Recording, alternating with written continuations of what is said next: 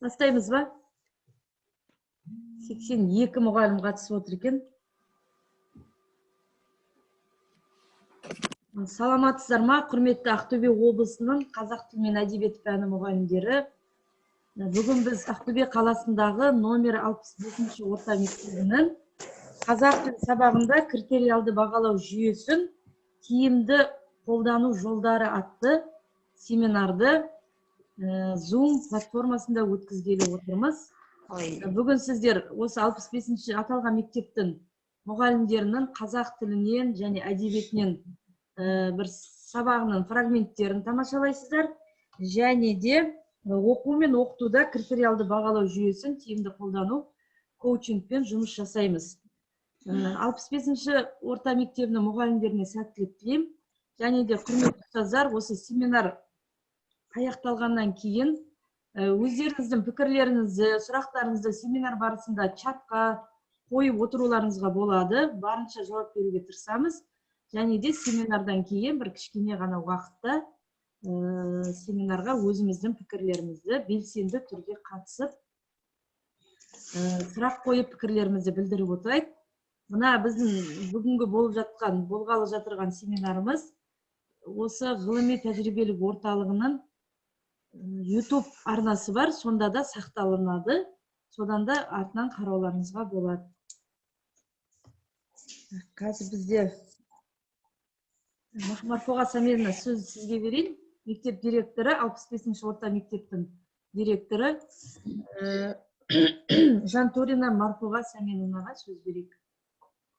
Қайырлы күн, құрметті әріптестер. Қайырлы күн, Құралай Ильясовна. Бүгін Ақтөбе облыстық ғылыми тәжірибелік орталығының келісімімен нөмірі 65-ші жалпы білім беретін орта мектептегі қазақ тілі мен әдебиеті сабағында критериалды бағалау жүйесін тиімді қолдану жолдары тақырыбындағы облыстық семинарға қатысушыларға үлкен сәлем жолдаймын. Енді нөмірі 65-ші жалпы білім беретін орта мектеп қаламыздағы жас мектептердің қатарында болып саналады. Іргетасы 2017 жылы 1 қыркүйекте Нұрлы жол бағдарламасының аясында қаланған. Қазіргі таңда мектеп 2320 балаға арнап салынған. Қазіргі таңда мектепте 377 бала білім алуда. Мектепте 18 класс комплектісі бар. Және сонымен бірге осы оқушыларға 38 педагог қызмет атқаруда. Бұл педагогтардың ішінде бір педагог мастер бар ұжымда, 5 зерттеуші бар, 10 сарапшы бар, және 7 магистр мұғалімдер қызмет атқарады. Осы мектеп туралы тағы да айта кететін болсам, осы ұжымда Ақтөбе облыстық педагогикалық шеберлік орталығына жаңартылған білім мазмұнын оқыту мақсатында 2 бастауыш кластың мұғалімі тренер болып бірлесіп жұмыс жасайды. Және химия пәнінің мұғалімдеріне соч тапсырмаларын даярлау барысында химия пәнінің мұғалімі педагогикалық шеберлік орталығының тренері болып есептеледі.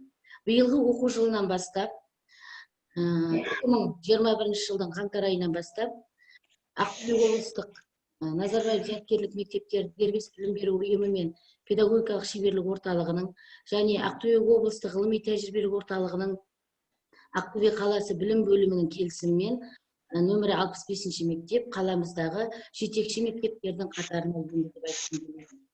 Енді бүгінгі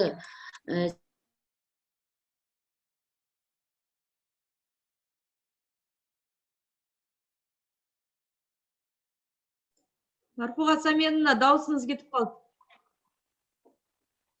Сондықтан Бүгінгі семинар барысында мектептің ұжымы өте жас, белсенді топ. Сондықтан осы семинар барысында ұжым мүшелері өздерінің осы критериалды бағалау жүйелерін қалай қолданатындықтары туралы өздерінің шығармашылықтарымен, тәжірибелерімен сіздермен бөлісетін болады. Бүгінгі семинарға қатысушыларға сәттілік тілеймін. Жақсы күн болсын деймін. Рахмет.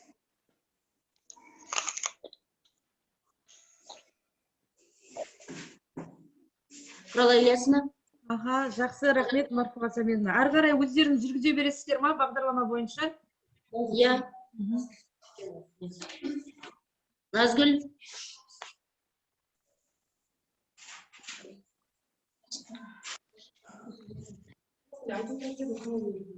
Саламатсыздар ма, құрметті әріптестер.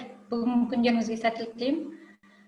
Біздің келесі коучинг жүргізетін Әбжалелова Гүлфиза Таңатарына сөз беріледі.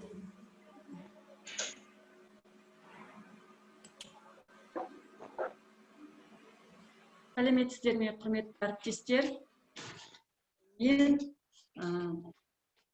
Ақтөбе қаласы номері 65-ші жалпы білім беретін орта мектебінің қазақ тілі мен әдебиеті пәнінің мұғалімі Әбдіжалелова Гүлфиза Таңатарқызымын. Бүгінгі коучинг тақырыбы оқу мен оқытуда критериалды бағалау жүйесін тиімді қолдану.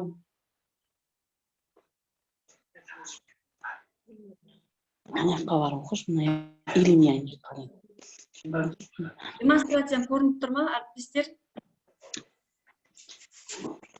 Әріптестер, демонстрация көрініп тұр ма? Жоқ, көрініп тұр ма?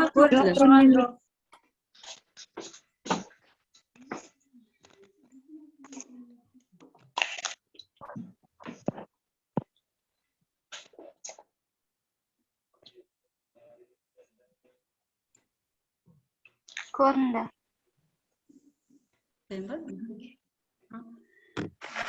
Сәлеметсіздер ме, әріптестер? Мен Ақтөбе қаласы номері 65-ші жалпы білім беретін орта мектебінің қазақ тілі мен әдебиеті пәнінің мұғалімі Әбдіжалелова Гүлфиза Таңатарқызымын. Бүгінгі коучингте тақырыбы оқу мен оқытуда критериалды бағалау жүйесін тиімді қолдану деп аталады. Құрметті әріптестер, сіздермен жағымды ахуал тудыру мақсатында жұмысымызды бастамас бұрын құмырадағы гүл әдісін ұсынамын. Осы құмырадағы гүлдің бірін өздеріңізге ұнағанын реттік санымен қоса таңдап алсаңыздар.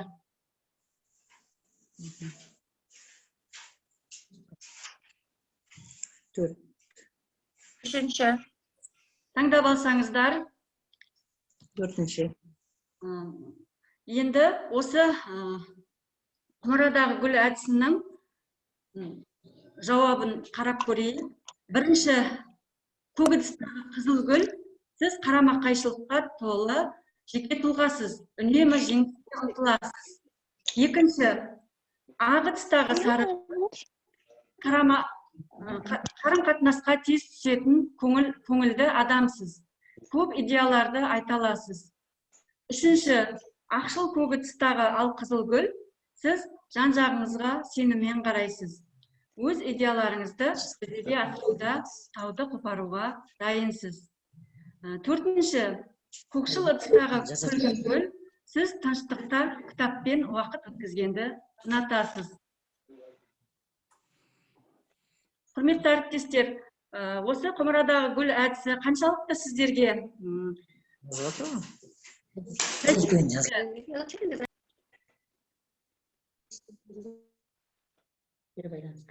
кері байланыс берсек?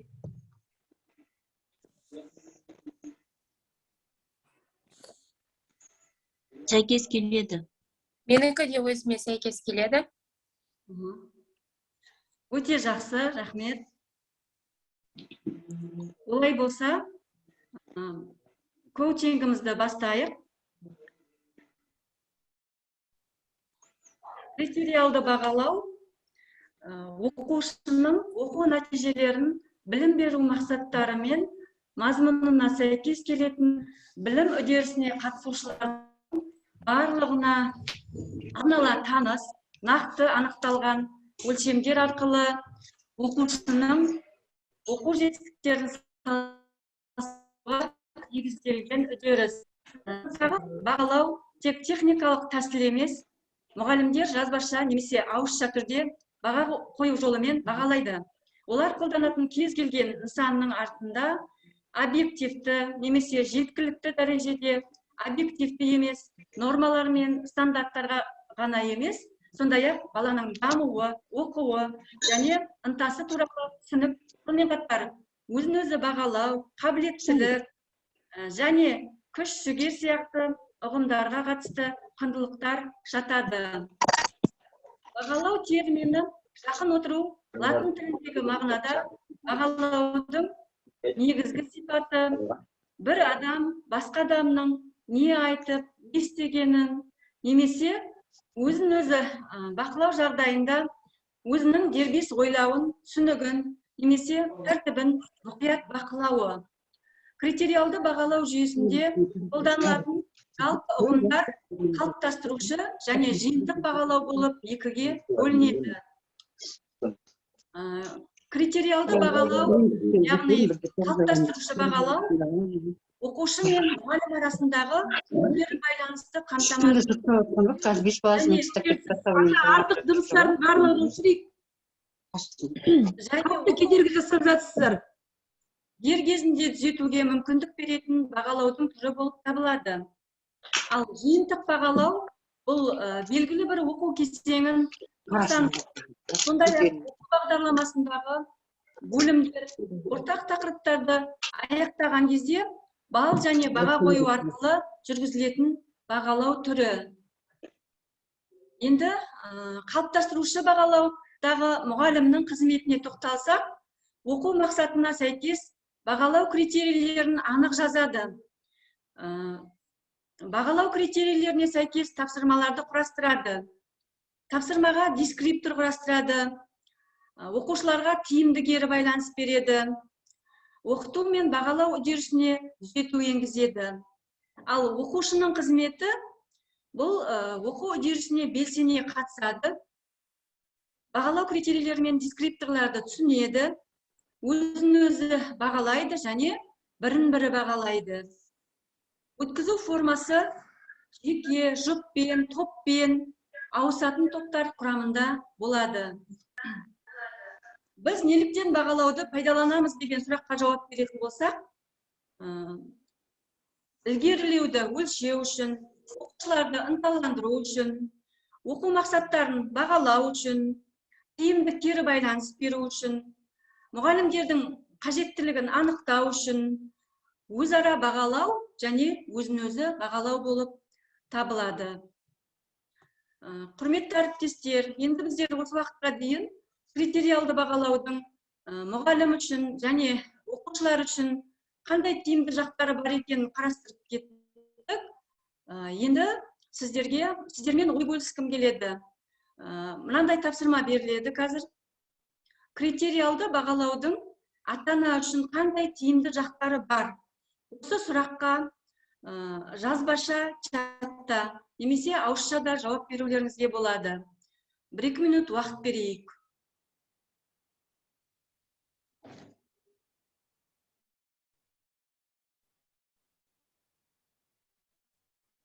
Критериалды бағалаудың ата-аналары бар.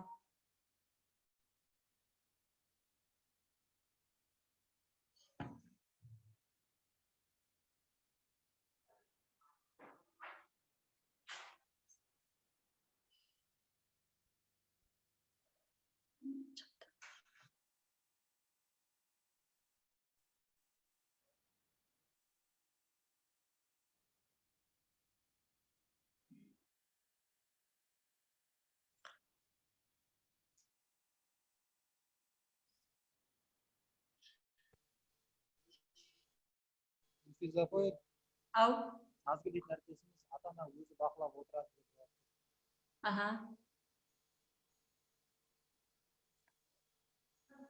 Гүлнұр апайымыз ата-ана баланың қай деңгейде екенін білу үшін.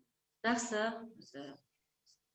Ата-аналар чатқа келген чатқа келген хаттарды оқысақ, ата-ана өзі бақылап отырады дейді.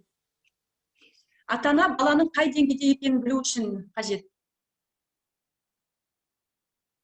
Баласының білімін бақылау үшін қажет.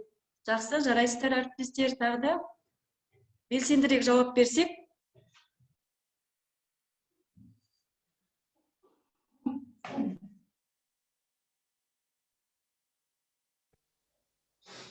Баласының деңгейін біледі деп. Баласының деңгейін біледі. Айболат, дауысың шықпай тұр.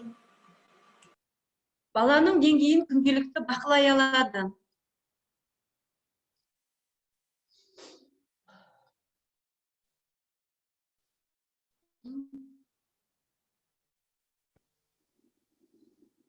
Баласының біліміне жауапкершілікпен қарайды.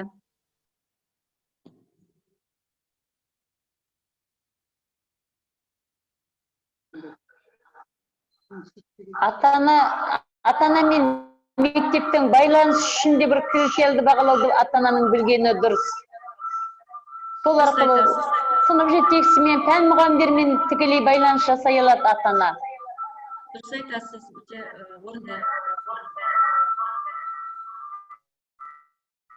Тағы да әріптестер Баласының болашағына жаны ашығасын деп қайыр әріптесіміз. Баласының білім сапасын бақылап, қолдау көрсете алады дейді.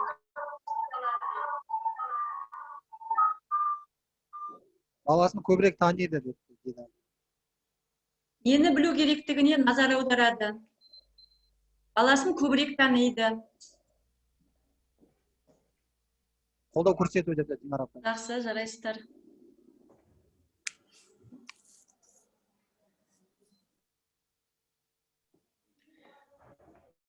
Жақсы, әріптестер, сіздердің пікірлеріңізбен толықтай келісемін. Енді ата-ана баласының оқудағы жетістіктерін біліп отырады, оны қадағалайды. Баласына қолдау көрсетіп отырады. Не үшін бағалғанын біліп отырады. Сөзімді қорыта келе, сабақта қалыптастырушы бағалаудың жүйелі өткізу, жиынтық бағалаудың нәтижелі, сапалы болуының баспалдағы. Оқушылардың білім сапасын арттырады. Оқушының тұлғалық бағытын белсенді позициясына бағыттауға мүмкіндік беретін бірден бір бағалау жолы. Заман талабына сай, бәсекеге қабілетті, білімді, іскер, ойлау жүйесі дамыған, логикалық тұжырым жасауға бейім, еркін ойлай алатын жеке тұлғаны қалыптастырады. Назарларыңызға рахмет.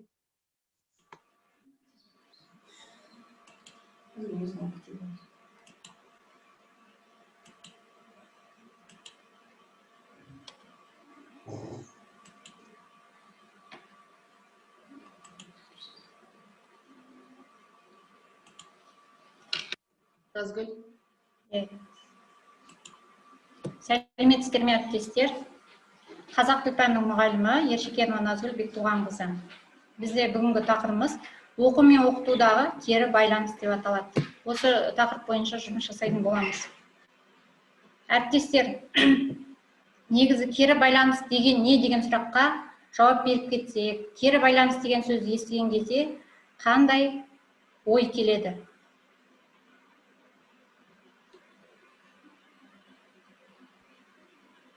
Бір-екі әріптестің пікірін тыңдасақ. Пікір білдіру. Пікір білдіру, дұрыс. Тағы да, әріптестер, кері байланыс деген не? Оқушының тақырыпты түсінгенін немесе түсінбегенін бақылау. Дұрыс айтасыз. Немесе чатқа жазуға болады, кері байланыс деген не? Қалай түсінесіз?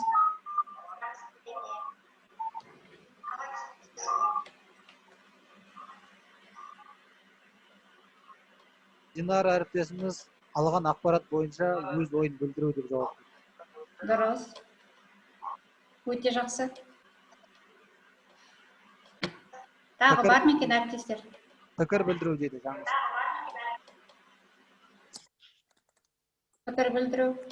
Ол оқушының, келесі бір оқушының біліміне берген бағасы, кері байланыс. Дұрыс. Тағы да бар ма екен Елу әріптестер? үшінші мектеп жауап берді апай. Кері байланыс оқушы сабақты қалай түсінгенін анықтау дейді.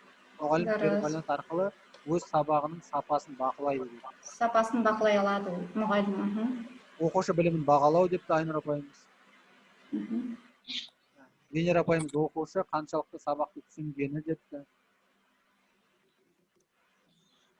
Жақсы. Әріптестер, біздер кері байланысты күнде сабағымызда қолданып отырамыз. Кері байланыс дегеніміз не жаңа айтқандай, белгілі бір оқиғаға немесе әрекетке жауап беру, үн қату, пікір білдіру деген білдіреді. Негізі кері байланыспен біздер сабақта таныспыз.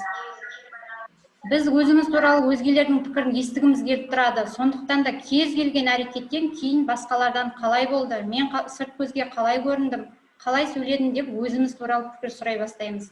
Әрекетті бақылаған адам өз пікірін айтады. Оның пікірі өзіміздің оймен сәйкес келуі немесе келмеуі де мүмкін. Алайда сырт пікір бізге білім мен әрекеттерімізді түзетуге, өзгертуге, жақсартуға мүмкіндік береді. Кері байланыс бізге өзімізді тануға, ішкі меніміздің қалыптасуына көмектеседі екен.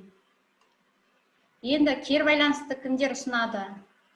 Мұғалім мен оқушының арасында кері байланыс болады. Нәтижесінде оқудағы жетістіктерін, кемшіліктерін түсінуге әсер ететін және ілгерілеу үшін нақты ұсыныс береді. Оқушы мен оқушының арасындағы кері байланыс сыныптастармен қарым-қатынас жасау арқылы өз жетістіктері мен кемшіліктерін түсінуге мүмкіндік береді.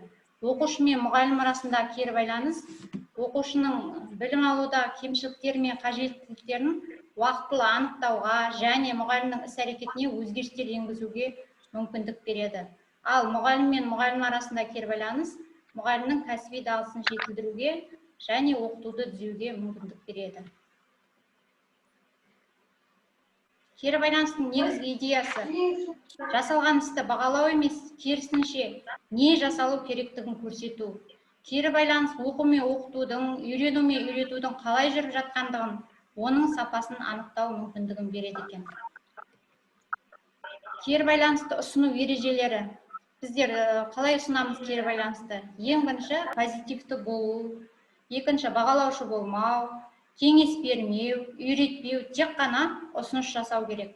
Ынталандыруға ұмтылу, сыпайы болу, көмектесуге және жәрдем беруге үйрету, тең ұстау, сәттілікке бағыттау.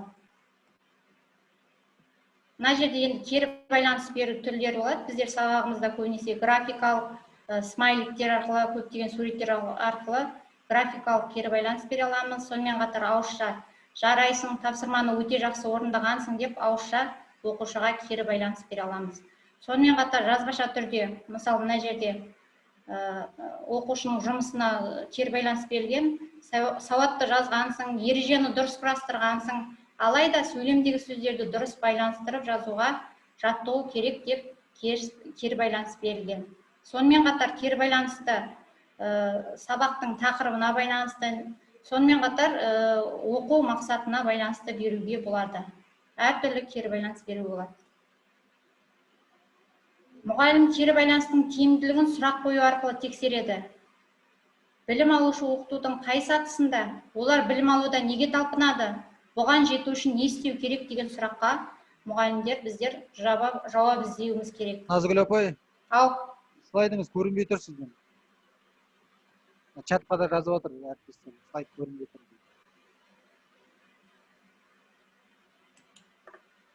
Слайдыңызды жылжытып отырыңыз. Бірінші парақта тұрып қалды, бірінші слайдты.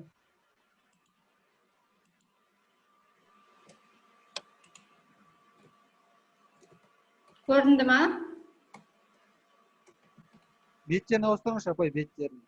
Беттерін ауыстырып жылжытыңыз. Ауысып тұр ғой. Демонстрация қайтып жасап көресіз. Ашылды ма? Келесі бетке көшіңізші.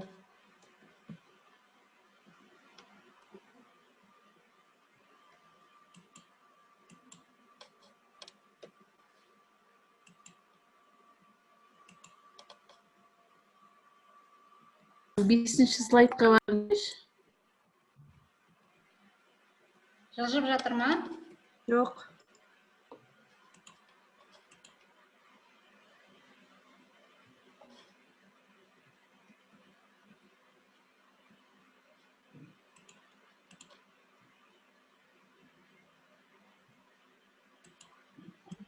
Жақсы, ауызша айта беріңіз, уақыт алмайды.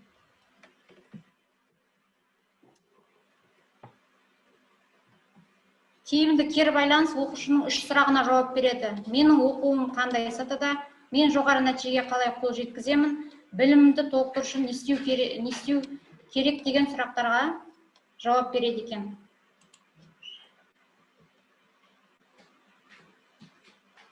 Кері байланыс әрекетін ұйымдастыруда көзделетін басты мақсат оқушының саналы ішкі рефлексиясын даярлау, сол арқылы қазіргі кездегі маңызды болып саналатын өз бетімен еңбектену, бәсекеге қабілетті болу, алғырлық сияқты қабілеттерін дамыту болып табылады екен.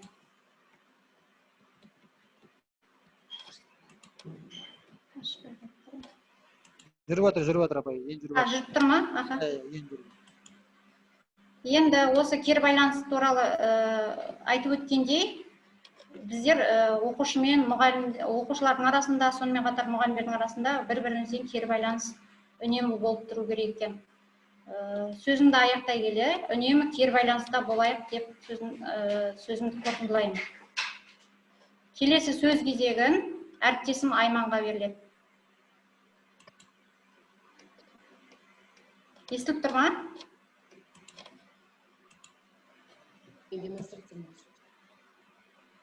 Айман, дайынсың ба? Дайынмын.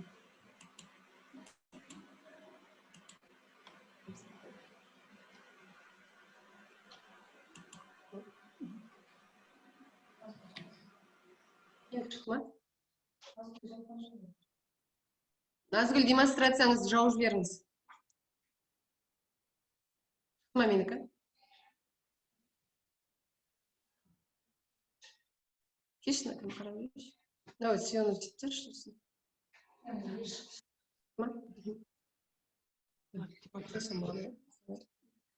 Сәлеметсіздер ме, құрметті әріптестер. Өзімді таныстырып өтсем, мен номер 65-ші жалпы білім беретін орта мектептің қазақ тілі мен әдебиет пәні мұғалімі Берікқызы Айман боламын. Бүгін мен сіздерге 7-ші классқа арналған Қасым Қайсеновтың жаутылымдағы бала тақырыбындағы ақшам сабақты көрсеткелі отырмын. Сабағымның оқу мақсаты көркем шығармадағы кейіпкер бейнесін ашып, үзінділерді жаттайту. Бұл жерде оқушылардың барлығы шығарма үзінділерімен жазбаша жұмыс жасай алады. Оқушылардың көбісі көркем шығармадағы кейіпкерлер бейнесін аша алады. Оқушылардың кейбіреулері ғана осы кейіпкерлерге сыни баға беріп, үзіндіні жаттап оқи алады. Сабағымның бағалау критерийі шығарма үзінділерімен жазбаша жұмыс жасайды. Көркем шығармадағы кейіпкер бейнесін ашады. Кейіпкерге сыни баға береді. Оқу дағдылар деңгейінің білу, түсіну, қолдану деңгейлерімен жұмыс жасаймыз. Жалпы сабағымда қолданған белсенді әдістерге тоқталатын болсам, менен сұрақ, сізден жауап әдісі, бейне материал көрсету, тұжырымдамалық кесте, кейіпкер бейнесін сомдау, еркін жазу әдісі, сабақ соңында рефлексия жүреді. Ең алдымен сабағымды ұйымдастыру кезеңінде оқушыларға ой шақыру мақсатында менен сұрақ, сізден жауап әдісі арқылы тәуелсіздік үшін күрескен боздақтарды атаңыз, бейбіт күннің батырлары кімдер деген сұрақтар арқылы оқу сабағымды бастаған болатынмын. Оқушылардан жақсы жауаптар, белсене жауаптар қатысты. Ең алдымен жаңа сабағымда осы Қасым Қайсеновтың жаутылымдағы бала әңгімесі желісімен видеоролик көрсеткен болатынмын. Осы бейне материалды оқушылар тамашалағаннан кейін ең бірінші тапсырма осы шығармадағы кейіпкерлердің іс-әрекетін теріп жазып, автор берген портреттік мінездемемен салыстырыңыздар деп оқушыларға тұжырымдамалық кесте берілді. Бұл жерде бұл тапсырманың дескрипторы кейіпкердің іс-әрекетін анықтайды, портреттік мінездемені салыстыра алады. Оқушылардың жауабы енді біздерде мына Zoom платформасымен сабақ берген жерде оқушылардың жауабын теріп жазған болатынмын. Мысалы, Серік деген кейіпкерлердің іс-әрекетінде өскенде ол атты әскер командирінің артиллеристі болғысы келді деп, және де Серікке жас партизан, патриот, тапқыр, қырағы, 10 жаста барлаушы деген сияқты мінездеме берілді. Оқушылар тарапынан Борис Серіктің жан досы десе, оған мінездеме партизан, жасы Серікпен шамалас деген сияқты мінездемелер берілді. Анна Ивановнаға 2 балаға қорған бола білген ана деп іс-әрекетін көрсетсе, Анна Ивановнаға комиссар Собченконың әйелі, Бористің анасы, партизан деген сияқты мінездемелер берілді. Ал Жамал деген кейіпкерімізге ол Серіктің анасы баласын жау оғынан қорғап қаза тапты деп іс-әрекетін көрсетсе, және оларға қара торы, толық денелі, қою, ұзын қара шашты деп мінездеме беріп өтті. Екінші тапсырмам оқушыларға берілген кейіпкерлер бейнесін сомдаңыз дедім. Бұл жерде тапсырманы өзім бердім. Жомарт пен Жамалдың күдігі мен қорқынышын суреттеңіздер.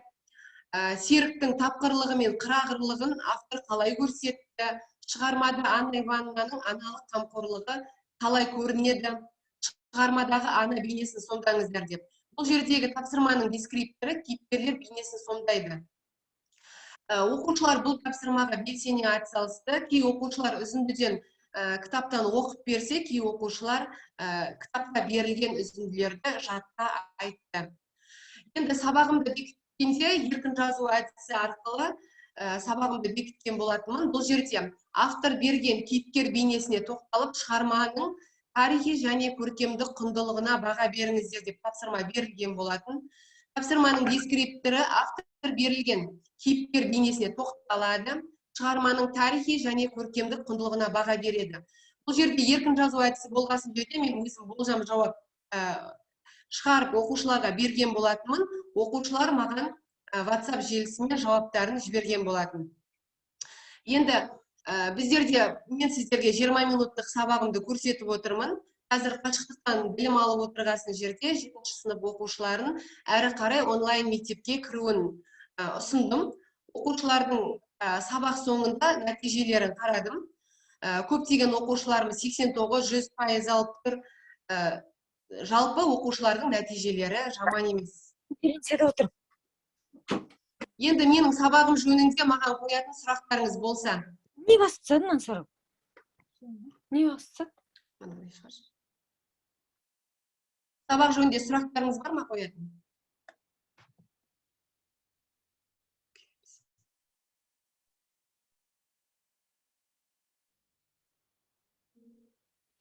Өте түсінікті болды, жақсы. Рахмет, сабағыңыз керемет. Рахмет. Рахмет сабағыңызға. Сабағыңызда бір жағымдылығы, жаңа балалардың жұмысын көрсеткеніңіз. Жауаптарын. Рахмет сізге. Бір сұрағым, осы сабағыңызда мақсатыңыздан туындаған бір қиындық бар ма? Болды ма? Қиындылықтардан енді үзінді оқушылар жатқа оқу. Осы сабағыңызда бір қиындық болды ма? Енді бұл ұзақ шығарма болғасын, бұл жау тылындағы баланың екінші сабағы болатын. Балалар видеороликпен тағы да мағынасына байланысты видеоролик көргеннен кейін көп қиындық туындаған жоқ десек те, кейбір балаларда мана кейіпкерлерді сомдаған кезде кітаптан оқыды. Мана тек кейбіреулері ғана жатқа айтып берді. Сол жерден қиындық туындады кітаптан оқығандығы. Бірақ шығарманы балалар түсінді. Рахмет, жалпы көрініп тұр, тек бір сәл қиындық бар ма екен деп бір өзіңіздің сұрағыңыз. Рахмет. Рахмет сұрағыңызға.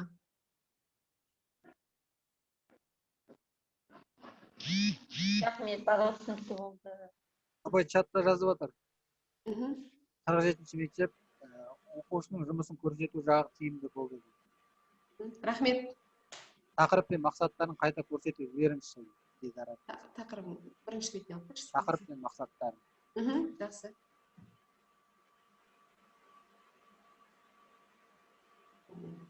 Тақырыбы Қасым Қайсеновтың жау тылындағы баланың екінші сабағы. екінші мақсаты көркем шығармадағы кейіпкер бейнесін ашып үзіндіні жатқа айту.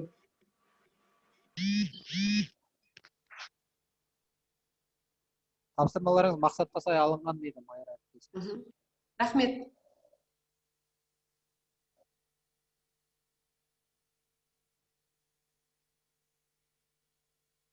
Тағы сұрақтарыңыз бар ма? Рахмет, әріптестер, рахмет Айман Берікқызы. Мұнда келесі сабағымызға көшейік біз. Сұрақтар болып жатса, соңына таман тағы да бір қорытармыз.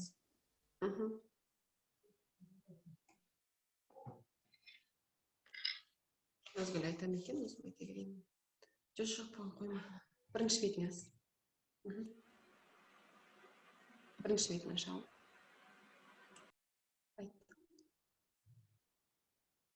Бұны не қосып қоймын, тек тұрсын осылай.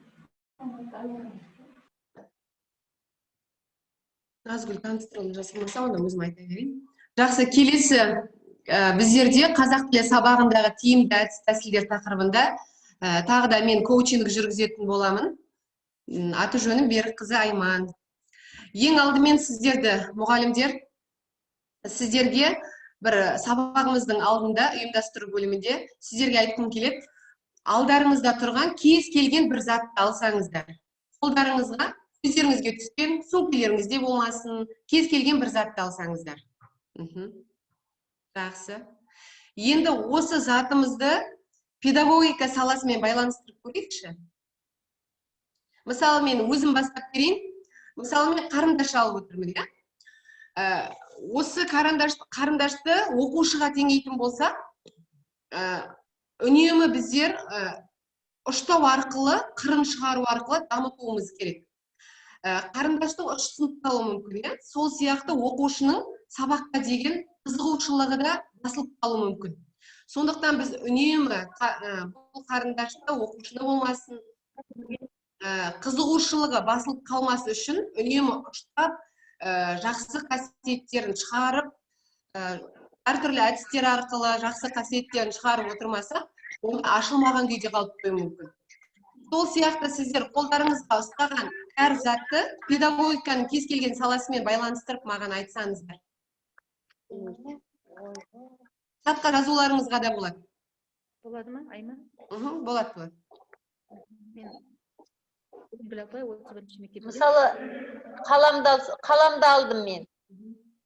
Бұл қалам арқылы қалам оқушылардың білімін ұштайды. Баланың еркін ойын білдіруіне септігін тигізеді. Ой еркіндігін қалыптастырады деп қалам алып отыр мен. Өте керемет, құттықтарайсыз, апай. Айман, болады ма? Болады, айта беріңіз. Коучыңызға да сәттілік. Мен де қалам ұстап отыр, мен де қаламмен отырдық қой жаңа. Мен қаламды біз балаларға ұстатқанда дұрыс ұста дейміз, Бұл себептен бұл меніңше балаларды бірінші оқушы тұлғасына бағыттасам, яғни соны дұрыстап бағыттау. Қалам дұрыстап жаз десек, яғни дұрысқа бағыттау балаларды. Жақсылыққа бейімдеу, сабаққа жақсы ұйымдастыра алу деген ұғымда. Ал енді өзіме қатысты, педагогтық тұлғама қатысты алатын болсам, егер де қаламды пайдаланбасам, ол қатып қалу мүмкін, я ішкі технологиясын жасау технологиясын ол жұқпай қалу мүмкін. Сол себептен мен үнемі ізденісте болу керек деп ойлаймын. Керемет, рахмет апай сізге. Тағы да саламатсыздар ма? Мен де айта кетейін. Менің қолымда қалам, қарындаш, салғыш, пенал бар. Қолыма мен бірден осыны ұстаппын. Мен де бұны оқушы деп алатын болсам, бұның ішінде түрлі түсті қарындаштар, қаламдар бар. Бұл деген оқушының қабілеті, түрлі икемі. Бұны ашып, мұқият ашып, бұны мен шығарып әдемі жаза алсам, бұл оқушының дамыған қабілеті деп білем, білімінің биіктегені деп білем.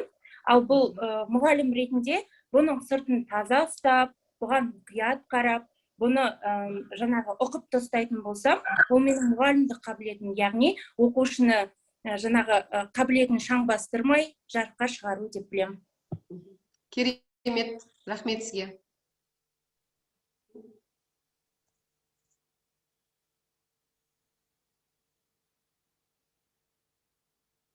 Айболат ағай чатқа келіп жатыр ма?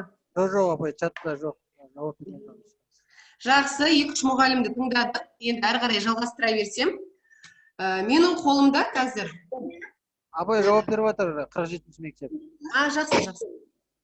Мен теледидардың басқысын ұстадым дейді, яғни пультті. Біз басқышпен кез келген каналға ауыстыра аламыз. Сондықтан оқушыға білім беру барысында оқытудың тиімді жағына қарай басу. Біз білім мен тәрбиені басқыш болып табыламыз. Рахмет сізге. Өте тамаша. Жақсы, жалғастыра берейін. Менің қолымда көріп отырсаңыздар, қара жәшік ұстап отырмын. Қара деген түстің өзі бір құпияны білдіретін сияқты. Енді осы қара жәшігімнің ішінде сіздерге бір сөз жасырылып тұр. Сіздер осы сөзді табуларыңыз керек. Бұл сөзде шек жоқ, үнемі өзгерісте отырады. Және де кәсіби шеберлік құралы деп айтамыз. Тағы не айтуға болады? Шек жоқ бұның. Педагогика саласына қатысты деп айтсам болады. Қандай сөз жасырып тұр деп ойлайсыздар? Әдіс тәсілдер. Керемет. Яғни бұл сөздің ішінде, яғни тиімді әдіс тәсілдер. Менің сабағымның тақырыбы да сол, қазақ тілі сабағындағы тиімді әдіс тәсілдер.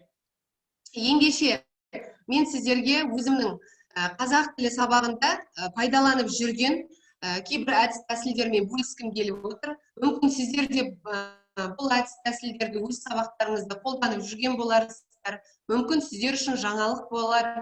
Бір септігімді тигізейін. Тыңдап, зер салып тыңдасаңыздар. Келесі. Ең алдымен өрмекші торы. Өрмекші торы әдісі оқушылардың тақырыпты қай деңгейде меңгергендігі, не болмаса үйге берілген тапсырманы сұрау үшін сыныптағы оқушылар түгелдей шеңбер болып тұрады. Мұғалім қолына бір бума тоқыма жібін алады. Жіптің ұшын қолына ұстап, үй тапсырмасынан бір анықтама немесе ереже айтқан оқушына қолына бір рет орайды. Келесі жауап берген оқушы жіпті ұстайды. Осылайша жауап берген әр оқушы қолына жіпті бір рет орай береді.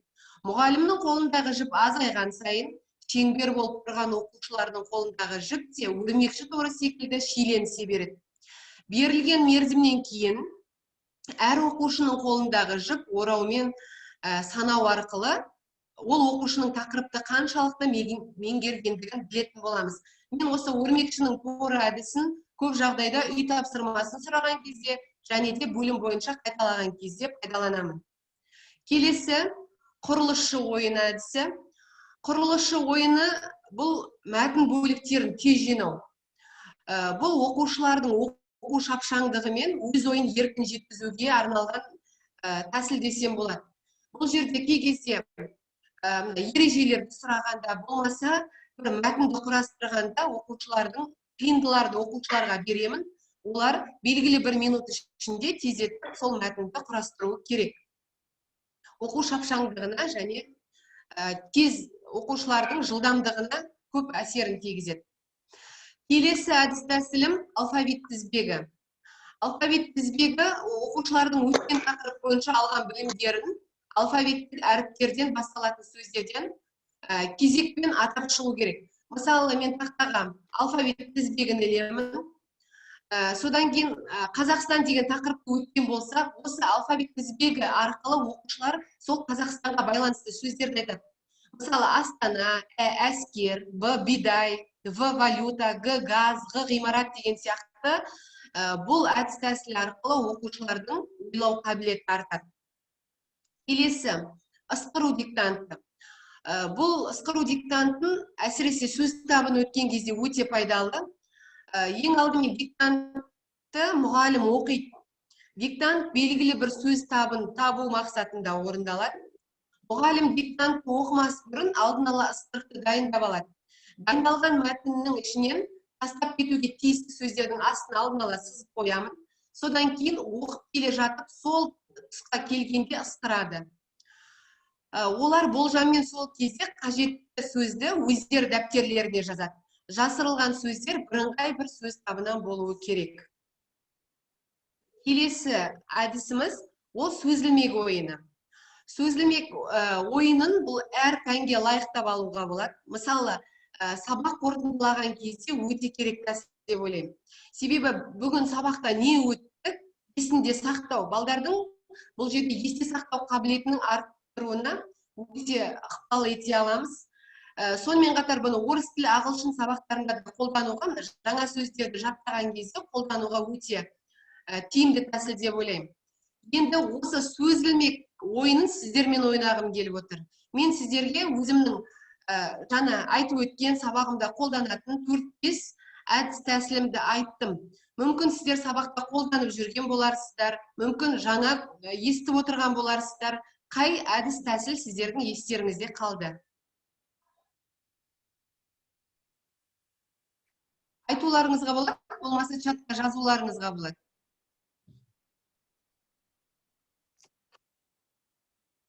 Ысқыру диктанты.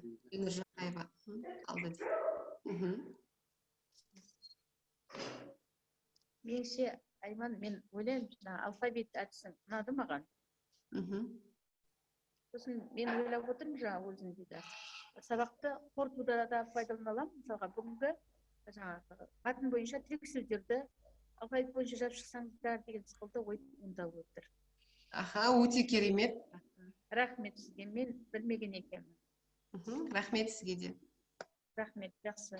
Маған өрмекші торы әдісі өте қатты ұнады. Бұны тек үй тапсырмасын сұрауда емес, сабақты бекітуде де қолдануға болады деп ойлап отырмын мен. Чатқа жауап көп келіп отыр, Айман апай. Қарап отырмын.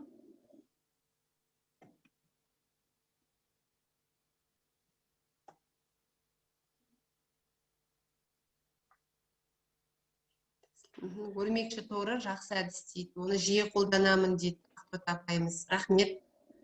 Ысқыру диктанты қазір бізге керек тиімді тәсіл дейді. Жақсы.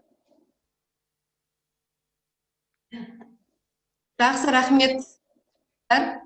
Ендеше осы коучингімді аяқтамас бұрын сіздерден рефлексия алғым келеді. Бүгінгі менің коучингімді бір сөйлеммен бағалап берсеңіздер. Мен үшін не құнды болды? Себебі, яғни рефлексияны чатқа жазып қалдыруларыңызға болады, болмаса бір сөйлеммен ауызша айтуларыңызға болады.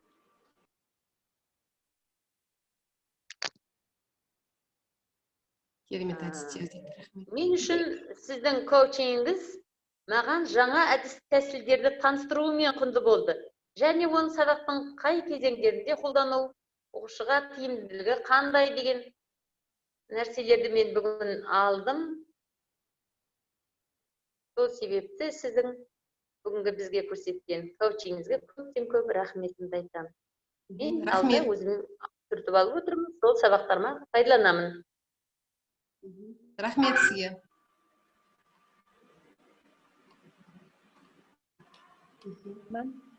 Мен үшін сіздің күнді коучингіңіз құрылыммен құнды болды. Себебі жүйе бар. Рахмет сізге. Рахмет сізге. Маған да бүгінгі коучинг сіздің бір сабақты өткізуде аудиторияны өзіңізге қаратудағы энергияңызбен мықты болды. Және де мына керемет әдістермен жас маман ретінде өзіме құнды болды. Жақсы әдістермен, тиімді әдістермен таныстым. Рахмет сізге. Чатта. Жаңаша әдіс тәсілдермен танысып, қоржынымды толықтырып алдым дейді. Қобда ауданы. Рахмет сізге. Әріптестерімнің пікірмен келісемін, болашақта әдіс тәсілдерді өз сабағымда қолданамын дейді. Сіздерге кішкене де болса септігім тисе, мен де қуаныштымын.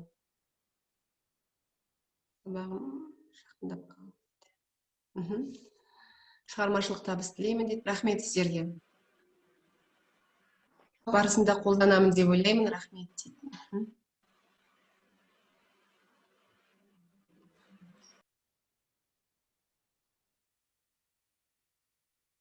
Болды ғой, ә?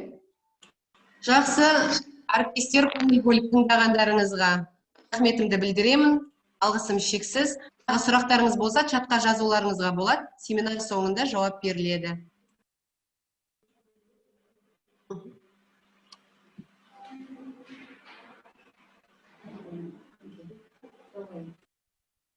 Назгүл. Келесі сөз кезегі әріптесіміз Айболатқа беріледі.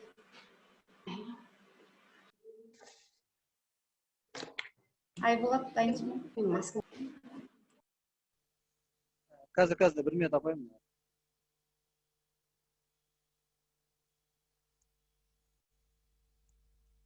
Саламатсыз әріптестер. Естіп тұрмын ғой, апай? Иә, естіп тұр. Мен Сережанов Айболат, қазақ тілі әдебиет пәнінің мұғалімімін, жас маманмын. Енді бүгінгі семинарымызды қорытындылай келе, Padlet қосымшасы арқылы сіздерден жазбаша кері байланыс алғым келіп отыр. Қазір Zoom-ның чатына сіздерге ссылка жіберемін. Сол ссылкаға өтіп... Қазір 1 минут Айболат, кешіріңіз, микрофонды жақын ұстайсыз ба? Даусыңыз қашықтан естіліп тұр. Қазір сіздерге Zoom-ның чатына не жіберем, ссылка жіберем. Сол ссылкаға өтіп, сіздер ссылканы басып, қосымша өтіп, осы Padlet баспасынан маған қалыптастырушы бағалау жүйесіндегі мұғалімнің қызметі қандай дейтін сұраққа жауап берулеріңізді сұраймын.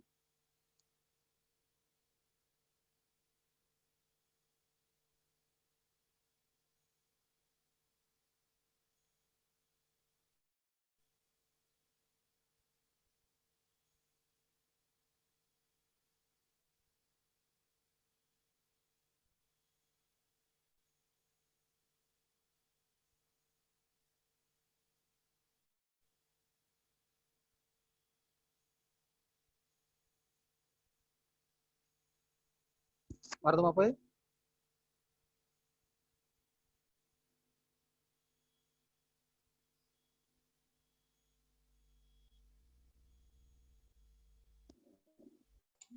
Айболат келген жоқ чатқа ешнәрсе. Енді келді.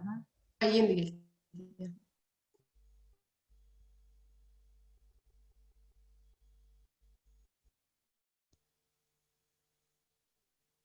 Сол ссылканы басып, қалыптастырушы бағалау жүйесіндегі мұғалімнің қызметі қандай дейтін сұраққа жауап берулеріңізді сұраймын. Өштерге жауабын жазсаңыздар болады.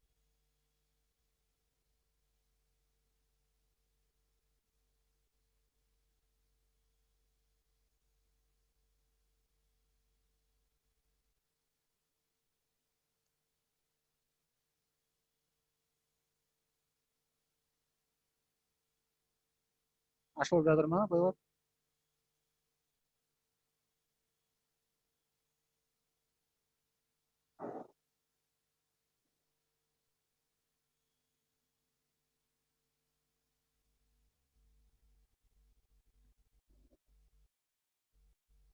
Мұғалімнің қызметі зор дейтін жауап келіп тұр. Сіздердің аты жөндерін жазып жібермесеңіздер, Padletке тіркелмеген болсаңыздар, анонимді болып келеді.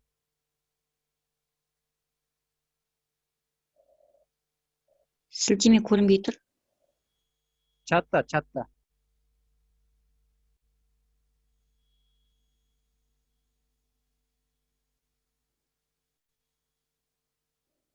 Гүлнұр Тойбазарында әріптесіміз мұғалімнің қызметі зор деп жазыпты.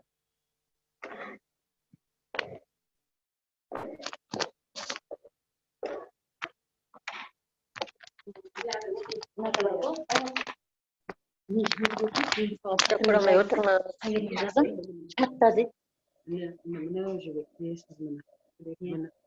Еңбегі зор деп. Айболат, ауызша да сұрай беріңізші, жаза алмай отырған мұғалімдер. Ауызша да жауап берсеңіздер болады, апа. Қалыптастырушы бағалау жүйесіндегі мұғалімнің қызметі қандай?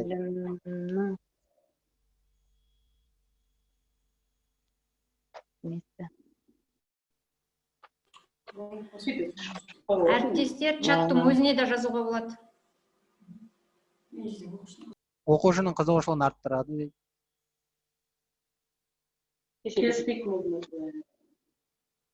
Ол келістіремейді. Басқа бір Енді сонымен маған диплом көшірмесінше жібердім.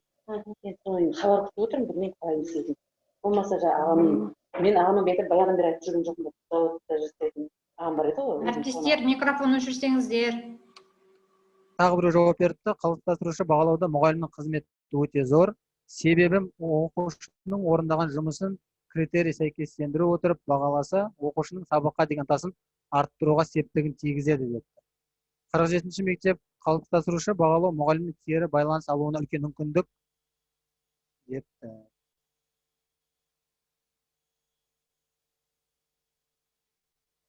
Zoom-ның чатына болмаса ауызшада айтсаңыздар болады. Падлетке жазып отқан жауаптарыңыз осы платформада сақталады.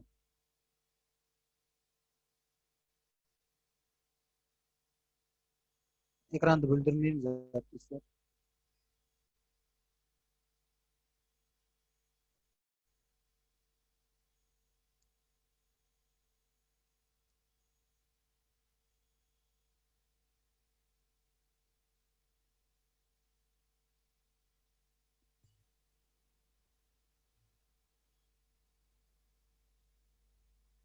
Айболат ағай чатқа да келіп жатыр екен.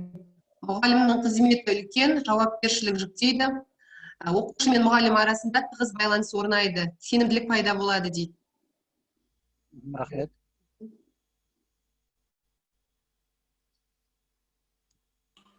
Елуінші мектептен оқыту мен бағалау үдерісіне түзету енгізеді деп жауап берді.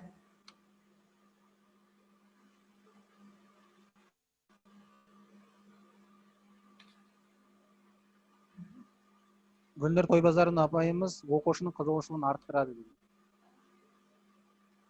Бағалау критерийлеріне сәйкес тапсырмалар құрастырылады.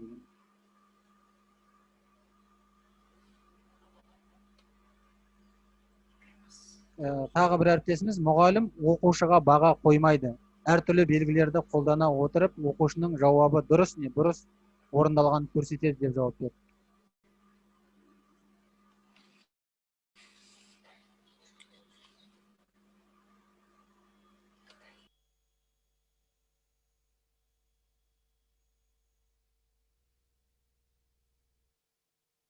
Әйтеке би ауданынан жауап келіп тұр. Мұғалім мен оқушының арасындағы өзара байланысты орнатуға ықпалы зор.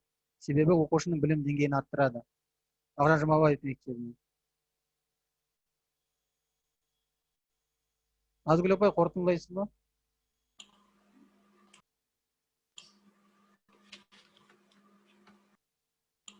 Әріптестер, семинарға ұсыныс сұрақтарыңыз болса, айтуларыңызға немесе чатқа қалдыруларыңызға болады. Сөз кезегі Құралай Ілиясовнаға беріледі.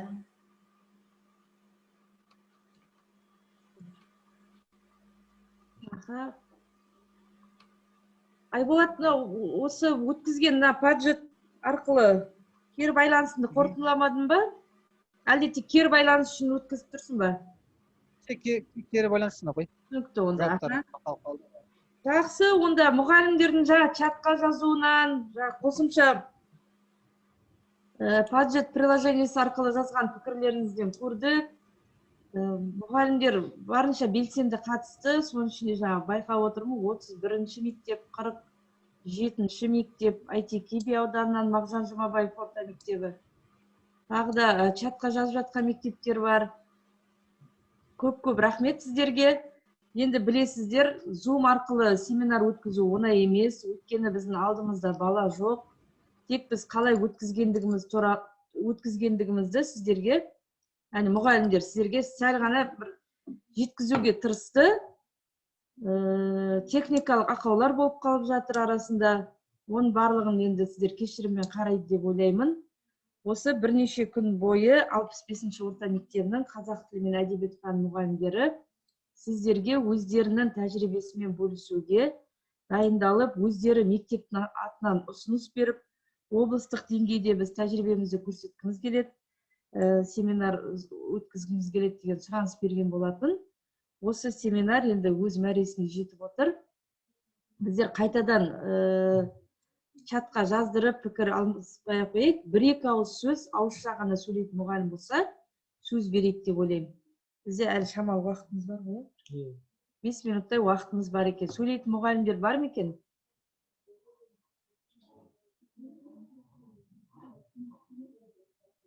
Алима Кайыржановна. Мен Ойыл ауданы Қарой мектеп балабақшасы қазақ тілі әдебиеті пәні мұғалімімін.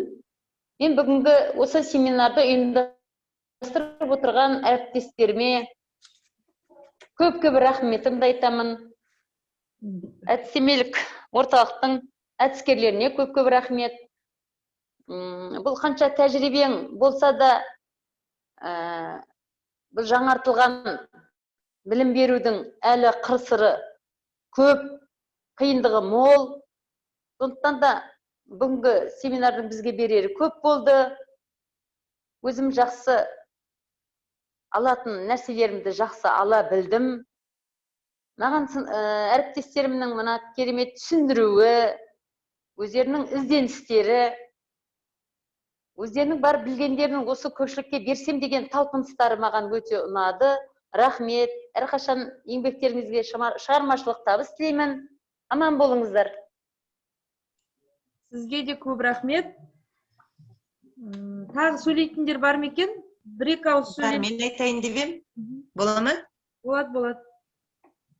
Саламатсыздар ма, әріптестер? Тағы да бүгінгі семинарға қатысушы барлықтарыңызға да сәттілік тілеймін.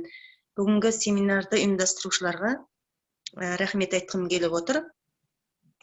Уақытымызды бөліп қатысып отырмыз.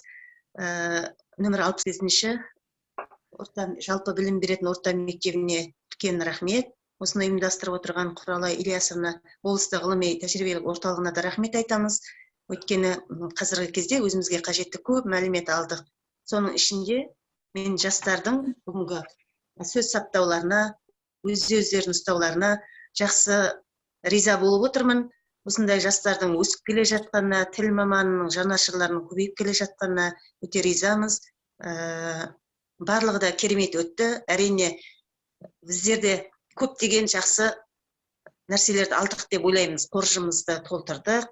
Барлығымызға да шығармашылық, сәттілік тілеймін. Марфуға, апайға да осы жердегі көп рахмет. Көптен көрмеген едім, бүгін көріп отырмын. Сәттілік табыс тілеймін баршаңызға. Жақсы, ендеше мектептің ұжымына, қазақ тілі мен әдебиеті кафедрасына көп рахметімізді айтамыз. Болашақта бізде енді заман түзеліп, бұрынғы қалпымызға келгенше осындай семинар сабақтарды барынша көп беруге тырысамыз. Алдымызда осы тағы да бір 2-3 мектептің, қалалық мектептердің сұранысы тұр. Сол бойынша семинарларымыз бар. Бұл семинарлардың мақсаты, яғни сіздер қазір бетпе-бет бұрынғыдай кездесе алмағандықтан, мен сабағымды қалай беріп жүрмін, менің беріп жүрген дұрыс па екен, әріптесім қалай беріп жүр, немесе менде бір жақсы әдіс тәсіл бар еді, соны басқа мұғалімдерге көрсеткім келеді, бөліскім келеді деген мақсатта өткізіп отырмыз. Сонымен қатар мұнда бізде аудан мұғалімдері, ауыл мектептері қосылып отыр. Сіздерге де біз қолқа салғымыз келеді. Қала мектептерімен қатар сіздерде де қазір барлық жағдайлар жасалынды. Сіздерде сабақ қалай жүріп жатыр? Осындай бір байланысқа шығып, өздеріңіз сұраныс беріп, семинар өткізулеріңізге болады. Және де жаңа біздің семинар сабағымыз облыстық ғылыми тәжірибелік орталығының YouTube арнасында сақталынады. Соғанда өздеріңіздің пікірлеріңізді білдірулеріңізге болады. Және білесіздер, біздер енді жұмысымыздың барлығын Инстаграмға, сайтымызға, ютубқа салып отырамыз. Сондықтан да осы өткізген мұғалімдердің еңбегін бағалап, лайкты басып, комментарий, пікірлер жазуларыңызға болады. Көп рахмет сіздерге. Тағы да жүздескенше, қош сау болыңыздар. Сау болыңыздар. Сау болыңыздар, әріптестер. Сау болыңыздар.